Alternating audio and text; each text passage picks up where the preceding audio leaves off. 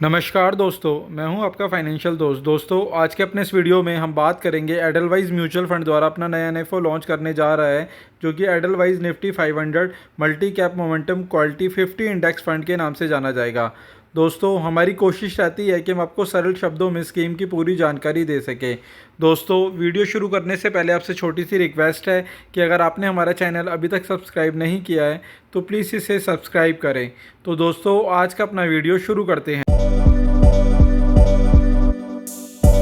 Edelweiss mutual fund द्वारा अपना नया एनएफओ लॉन्च किया जा रहा है, जो कि Edelweiss Nifty 500 multi cap momentum quality 50 index fund के नाम से जाना जाएगा।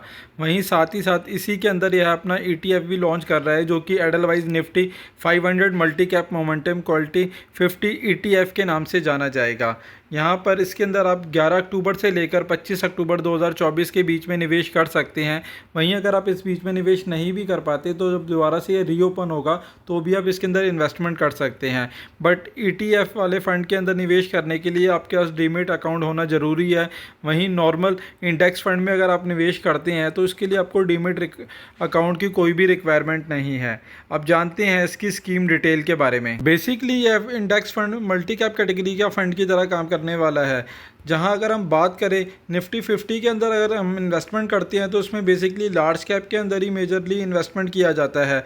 वहीं निफ्टी 500 के अंदर अगर करते हैं तो उसके अंदर लार्ज कैप की अगर वेटेज की बात करें तो लगभग 75% तक की रहती है, मिड कैप की 17% की वेटेज रहती है और स्मॉल कैप की 8% तक की वेटेज रहती है।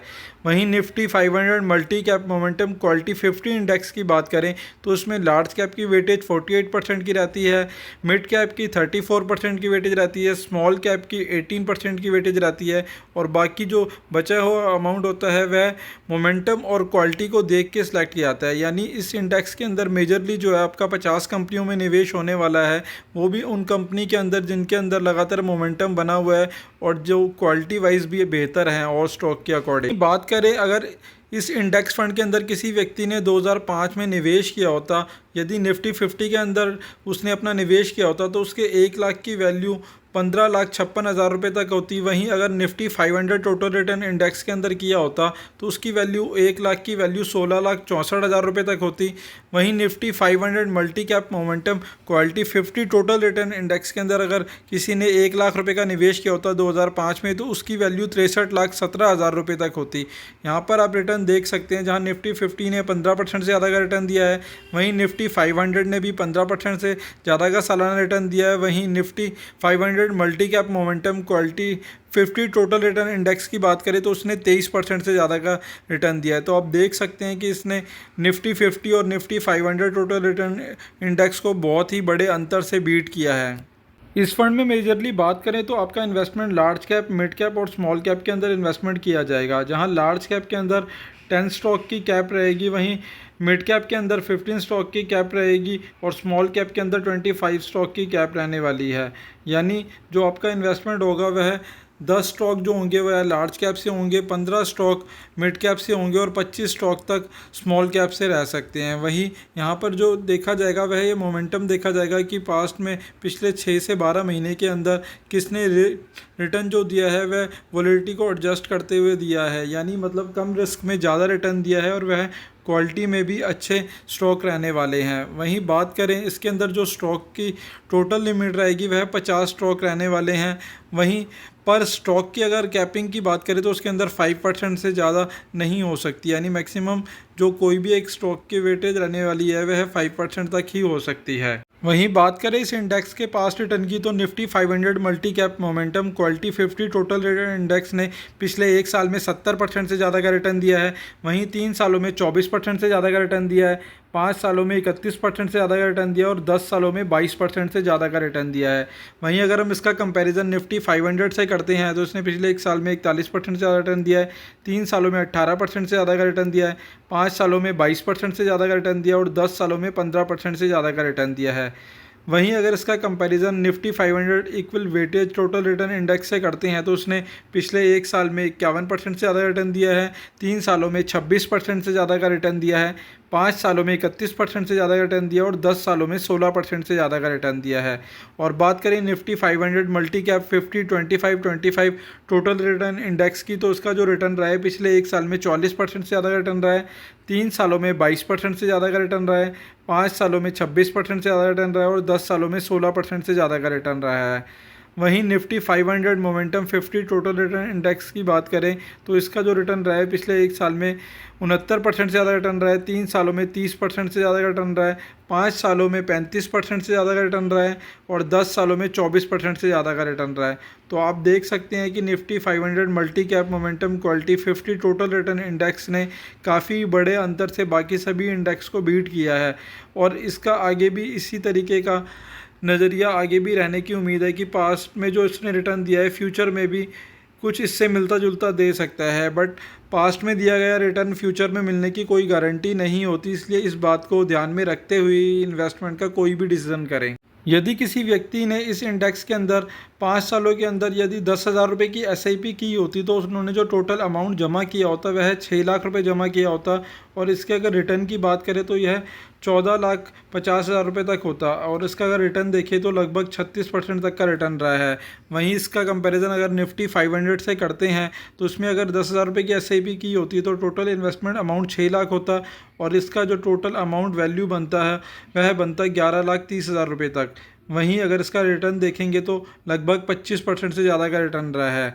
वहीं अगर 10 साल में बात करें तो 10 साल के अंदर अगर 10,000 रुपये की SIP की होती तो 12 लाख रुपए जमा किए होते और इसकी जो वैल्यू बनती वह लगभग 46 लाख रुपए तक बनती और रिटर्न 25% से ज़्यादा का रहता। वहीं निफ्टी 500 में अगर 10,000 रुपये की SIP की होती, 12 लाख रुपए जमा होते और इसकी जो टोटल अमाउंट वैल्यू बनती वह लगभग 31 लाख रुपए बनती और रिटर्न की बात करें तो उसका सालाना रिटर्न लगभग 18% से ज़्यादा रहा है।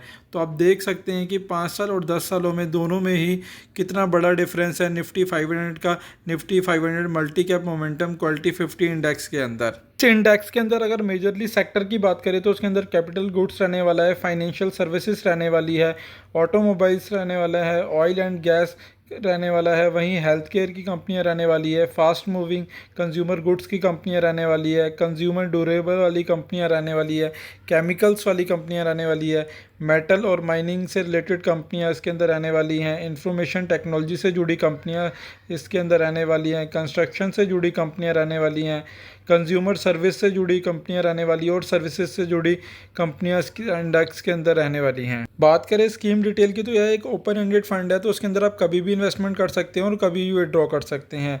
वहीं बात करें इसके अंदर इन्वेस्टमेंट ऑब्जेक्टिव की तो आप लॉन्ग टर्म कैपिटल एप्रिसिएशन के लिए इसके अंदर इन्वेस्टमेंट कर सकते हैं। वहीं बात करें इस फंड के बेंचमार्क की तो उसका benchmark Nifty 500 multi cap momentum quality 50 total return index का रहने वाला है। वहीं इस NFO के अंदर आप 11 अक्टूबर से लेकर 25 अक्टूबर 2024 के बीच में निवेश कर सकते हैं। वहीं अगर आप इस बीच में निवेश नहीं भी कर पाते तो दोबारा से रीओपन होगा तो भी आप इसके अंदर इन्वेस्टमेंट कर सकते हैं।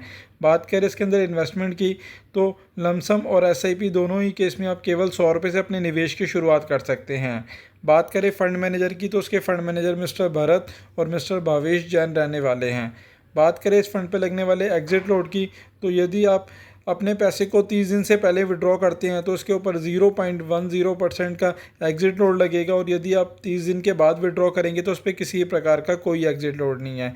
साथ ही साथ आप ETF के अंदर भी इसके इन्वेस्टमेंट कर सकते हैं। यह भी एक open ended exchange traded fund है, तो इसके लिए अगर आप ETF में इन्वेस्टमेंट करना चाहते हैं तो उसके लिए आपको डीमेट अकाउंट की रिक्वायरमेंट कंपलसरी है, जबकि नॉर्मल NFO के अंदर इंडेक्स फंड के अंदर आपको किसी भी डीमेट अकाउंट की रिक्वायरमेंट नहीं है।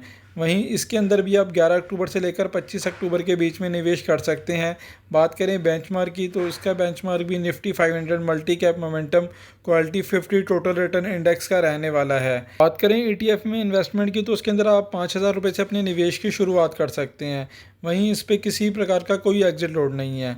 क्योंकि यह इक्विटी कैटेगरी के फंड है तो इसके अंदर आपका जो टैक्सेशन रहने वाला है वह भी आपका इक्विटी वाला ही रहने वाला है। वहीं दोस्तों अगर आप इन फंड के अंदर निवेश करने की सोच रहे हैं तो इन्वेस्टमेंट से पहले एक बार अपने फाइनेंशियल एडवाइज़र से सलाह ज़रूर ले लें और आपका नज़रिया लॉन्ग टर्म का हो तो ही इसके अंदर इन्वेस्टमेंट की सोचें। वहीं अगर आप नॉर्मल एनएफओ के अंदर आप इन्वेस्टमेंट करते हैं तो आप विदाउट डीमेट अकाउंट के बिना भी इन्वेस्टमेंट कर सकते हैं, बट अगर आप ईटीएफ में निवेश करने की सोच रहे हैं तो उसके लिए डीमेट अकाउंट कंपलसरी होता है। दोस्तों, आशा करता हूँ मेरे द्वारा दी गई जानकारी आपके लिए उपयोगी सिद्ध होगी, और यदि आपको वीडियो अच्छा लगा हो तो प्लीज़ इसे लाइक शेयर करें और चैनल अभी तक आपने सब्सक्राइब नहीं किया है तो प्लीज़ इसे सब्सक्राइब करें। धन्यवाद दोस्तों।